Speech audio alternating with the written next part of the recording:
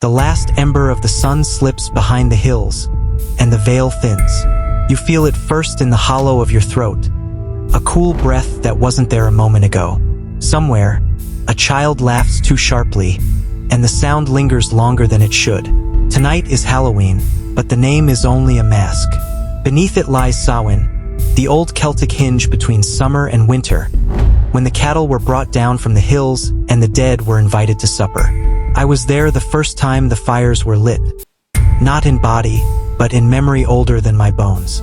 Let me take you back, step by step, until the veil is not a metaphor but a doorway you can smell. Peat smoke, roasted barley, and the iron tang of blood. It begins in a ring of standing stones on the Bóinne Valley, 3200 BCE. The air is damp with river mist, and the builders, call them the people of the mounds, drag a final capstone into place. Brú Bóinne, they will name it centuries later, but tonight it is simply home. The passage tomb aligns with the winter solstice sunrise, yet on this eve, the equinox bleeding into November, the entrance yawns like a mouth. Inside, the spiral carvings pulse faintly, as if the rock itself breathes. A woman named Lara, her hair the color of foxglove, kneels at the threshold.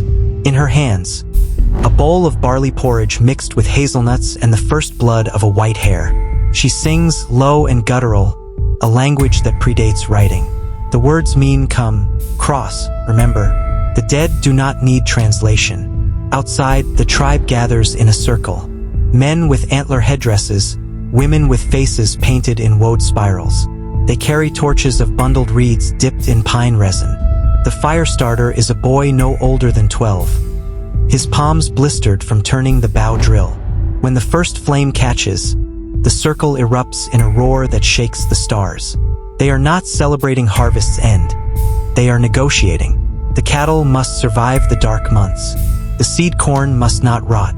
The ancestors must be persuaded to withhold the worst of the frost. So they offer what is precious. The hare's blood, the boy's pain, Lara's voice cracking on the final note. In return, the dead will walk among them for one night, visible in the flicker of torchlight, audible in the wind that suddenly carries a familiar cough. Jump forward 1500 years. The Celts have spread like heather across Europe, and Samhain has grown teeth. Now the fires are bone fires. Asterisk bonic asterisk in Gaelic. Piles of cattle bones cracked open for marrow, burned to release the spirit of the beast back to the land. Druid priests, cloaked in white, read the future in the way the flames leap. A tongue of fire curling left means a hard winter. A spiral upward, a child born with the sight. They slaughter the weakest bull, paint its blood across the foreheads of the young. The skull is saved, hollowed, and hung above the doorway. This is the first jack-o'-lantern, long before the pumpkin, long before the Irish famine carried the tradition across the Atlantic in the bellies of coffin ships. But the dead are restless. They do not come only as beloved grandparents. Some return as sluagh, the hostile host, tattered souls who were murderers or oathbreakers in life. They ride the wind on the backs of crows, snatching the unwary. To confuse them, the living blacken their faces with soot, don the skins of wolves and stags. The first masks, the first costumes.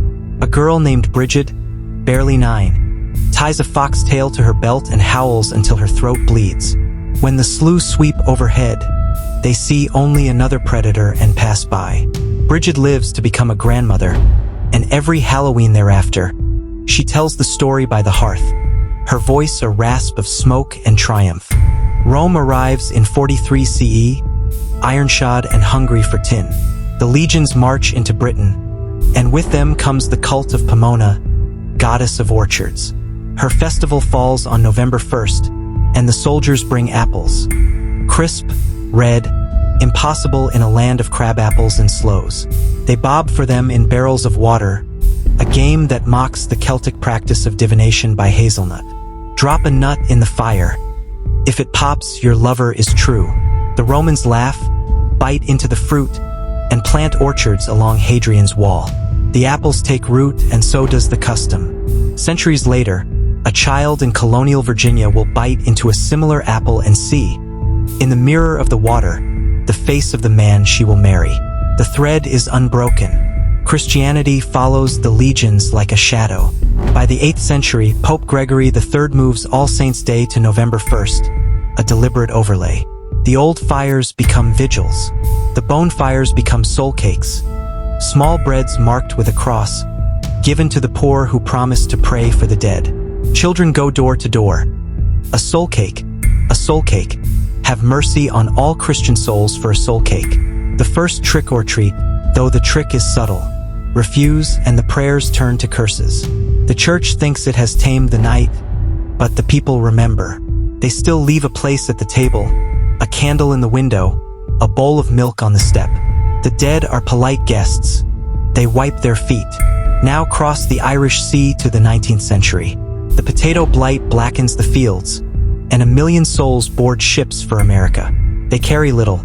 A shawl, a fiddle, the story of the puka, the shape-shifting goblin who rides a black horse and demands a share of the harvest.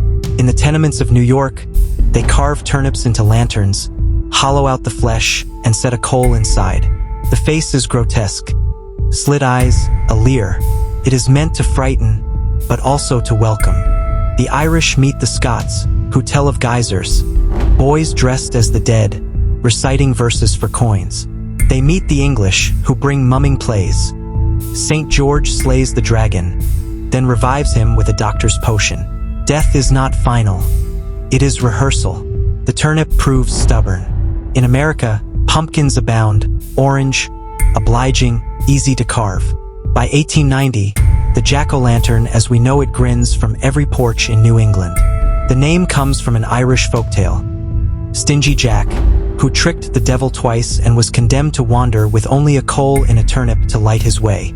The church frowns, but the children love it. They love the candy, too, first homemade taffy, then store-bought Mary Janes wrapped in wax paper. By 1920, Halloween is a nuisance. Smashed pumpkins, soaked windows, gates lifted off hinges. Towns institute curfews, then organized parties. The wild night is domesticated, but the pulse remains. Let me tell you about one such night, 1957, in a suburb of Cleveland. A boy named Tommy Kowalski, age 10, dresses as a hobo, charcoal on his cheeks, his father's old fedora. His mother warns him, stay on the sidewalk, no shortcuts through the woods. But the woods are where the best houses are, the ones with porch lights off and rumors of full-size candy bars. Tommy slips between the trees, pillowcase swinging. The moon is a sliver, the path a rumor. He hears footsteps behind him, soft, deliberate. He turns. Nothing. Then a whisper, Tommy. His grandmother's voice, dead 3 years. He runs. Branches claw his face. He bursts into a clearing and finds not a house, but a ring of stones, moss-covered, older than the suburb. In the center, a pumpkin glows from within, though no candle is visible. The face carved into it is his own. He does not scream. He is 10 and curiosity is stronger than fear. He steps closer.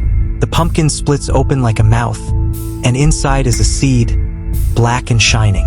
A voice, not his grandmother's but older, says, "Plant me." Tommy digs with his hands, the soil cold and loamy. He drops the seed, covers it, stands. The pumpkin is whole again, dark. The clearing is gone. He is on the sidewalk, pillowcase heavy with candy, his mother calling from the porch.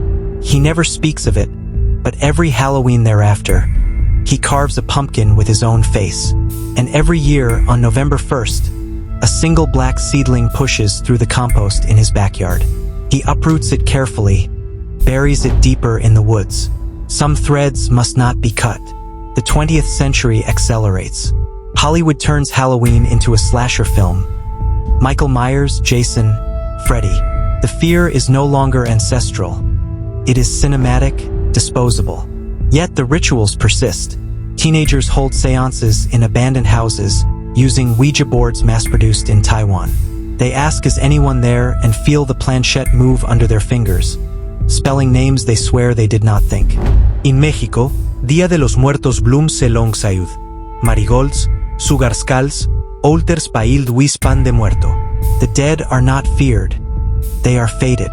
In Japan, Obon welcomes ancestors with lanterns floated on rivers. The veil is global now, a membrane stretched across cultures, thin enough to tear with a child's laugh. But let us return to the stones, to Lara and her bowl of blood. The spiral she carved 5,000 years ago is still there, worn smooth by fingers and rain. Archaeologists call it a symbol of the sun's path, or the journey of the soul. They are not wrong, but they miss the sound it makes when the wind moves through the passage tomb at dusk. A low hum, like a throat clearing. On Halloween, 2025, a girl named Aisling, descended from Lara through a line unbroken by famine or war, stands at the entrance. She is 16, skeptical, here on a dare. Her phone has no signal. The tour guide has gone ahead. She is alone. She hears the hum. She steps inside. The spiral glows not with light, but with memory. She sees the hair, the boy with blistered hands, Bridget's foxtail, Tommy's pumpkin. Her own face reflected in a pool of water that should not exist. The dead do not speak. They show. They show her the seed, planted again and again, sprouting into every costume, every candle, every candy wrapper shaped like a ghost. They show her the fire, passed from hand to hand, never extinguished.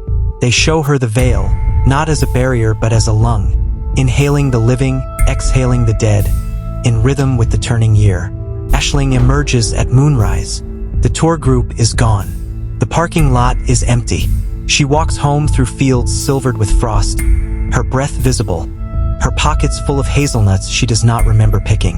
At her door, her mother waits, worried. "Where have you been?"